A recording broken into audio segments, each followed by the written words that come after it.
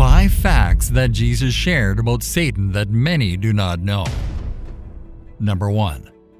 A liar and the father of lies. John chapter 8 verse 44.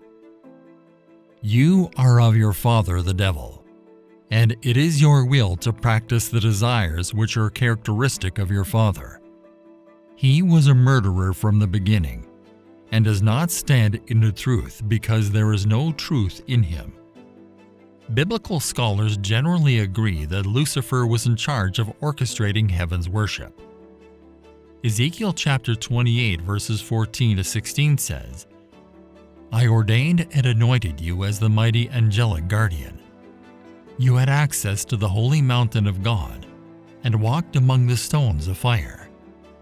You were blameless in all you did from the day you were created until the day evil was found in you.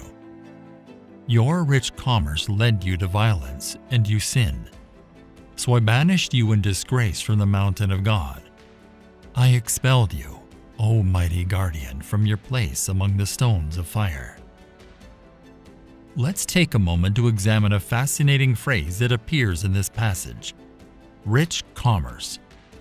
Some translations, such as the New King James Version, use the term trading, which in Hebrew means to go up and down as a talebearer, agitator, one with a secret, or an underhanded agitation. In our day, we call this campaigning or lobbying, and this is how Lucifer alienated the angel's loyalty, by going back and forth, declaring in effect how beautiful and intelligent he was, and how fit he was to be a better ruler than God. He'd probably claim that God undervalued them, and that by joining him, Lucifer, he would give them a much higher position in his kingdom than they had in God's kingdom at the time. Flattery and lies are Lucifer's way of doing things. No wonder it's written that he is the father of lies. Number 2. A murderer. John chapter 8 verse 44. Satan cannot truly give life. He brings only death. He caused the spiritual death of angels and humanity in Eden. Christ said, he was a murderer from the beginning, probably referring to all that happened in Genesis 3 and 4, including the murder of Abel. Satan retains a great position over men and angels. But with his perverted character as a liar and murderer, he continues sinning and opposing God. God limits his place and power in the universe. Number 3. He said that he saw him fallen from heaven. In Luke chapter 10 verse 18, Jesus says, I saw Satan fall like lightning from heaven. The context of these words is the return of the 70 disciples that Jesus had sent out to evangelize and prepare his way to Jerusalem.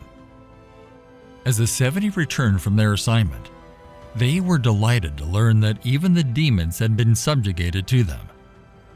Jesus said to them, I watched Satan fall from heaven like a flash of lightning.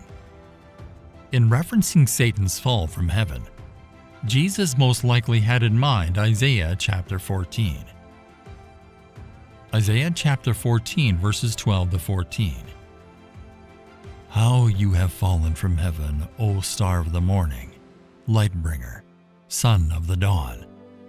You have been cut down to the ground, you who have weakened the nations, king of Babylon. But you said in your heart, I will ascend to heaven. I will raise my throne above the stars of God. I will sit on the mount of assembly in the remote parts of the north. I will ascend above the heights of the clouds. I will make myself like the Most High. Lucifer had lifted himself in his pride, but God had thrown him out of his original place in heaven. Jesus' statement in Luke chapter 10 verse 18 speaks of Jesus' pre-existence and the Lord's defeat over the power of Satan in a general sense. He said to them, I watched Satan fall from heaven like a flash of lightning. The Bible describes how Christians should be aware of Satan's schemes. Be alert and of sober mind. Your enemy, the devil, prowls around like a roaring lion looking for someone to devour. 1 Peter chapter 5, verse 8. Number 4. That he has a kingdom. Matthew chapter 12, verse 26. Jesus was driving out a demon, and when the demon left, the Bible tells us that the crowd was amazed. But some of them said, "By Beelzebul, the prince of demons, he is driving out demons." Others tested him by asking for a sign from heaven. Luke chapter 11, verses 14 to 16. Others insisted on a sign from heaven to prove his authority, as if his miracles weren't enough. Luke chapter 11, verses 17 to 23. Jesus knew their thoughts and said to them, "Any kingdom divided against itself will be ruined, and a house divided against itself will fall.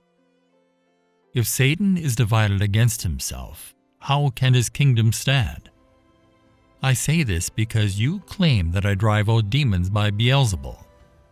Now if I drive out demons by Beelzebul, by whom do your followers drive them out? So then, they will be your judges.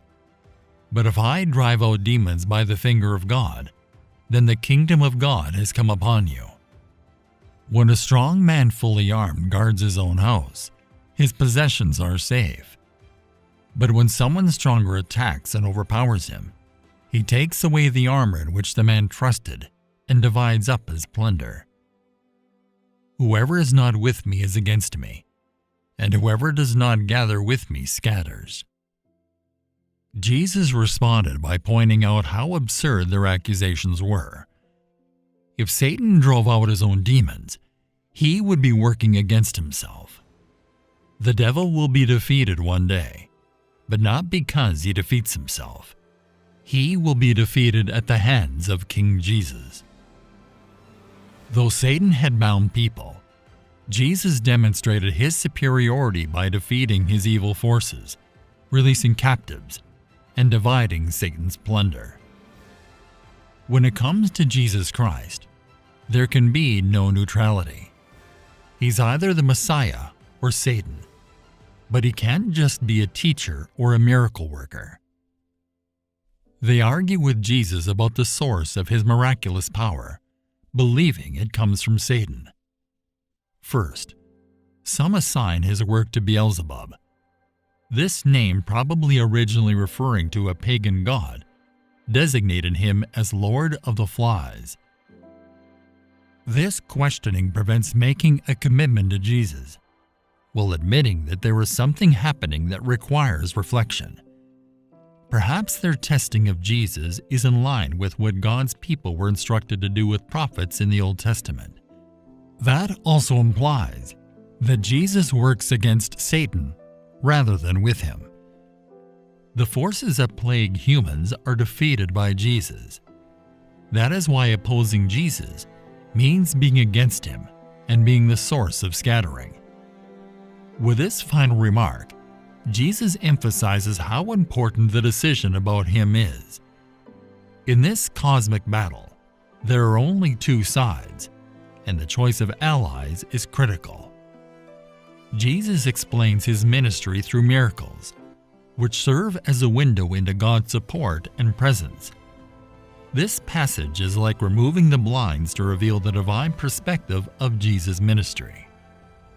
Though his kingdom will be powerfully visible one day when he returns, Jesus has gathered around himself a community of redeemed people who demonstrate the transformation in real life his victory paved the way for. Number 5. That evil men are his sons. Matthew chapter 13, verse 38. Matthew chapter 13, verses 24 to 30. Jesus gave them another parable to consider, saying, "The kingdom of heaven is like a man who sowed good seed in his field. But while his men were sleeping, his enemy came and sowed weeds resembling wheat among the wheat, and went away. So when the plants sprouted and formed grain, the weeds appeared also. The servants of the owner came to him and said, 'Sir, Did you not sow good seed in your field? Then how does it have weeds in it?" He replied to them, "An enemy has done this." The servants asked him, "Then, do you want us to go and pull them out?" But he said, "No, because as you pull out the weeds, you may uproot the weed with them. Let them grow together until the harvest, and at harvest time I will tell the reapers, 'First gather the weeds and tie them in bundles to be burned, but gather the wheat into my barn.'" Matthew chapter 13, verses 36 to 38. Then he left the crowds and went into the house. And his disciples came to him, saying, "Explain clearly to us the parable of the weeds in the field." He answered, "The one who sows the good seed is the Son of Man, and the field is the world. And as for the good seed, these are the sons of the kingdom, and the weeds are the sons of the evil one." Satan is referred to as the god of this age, and he rules over the world and its systems, but his power will not last forever. The angel Michael opposes him,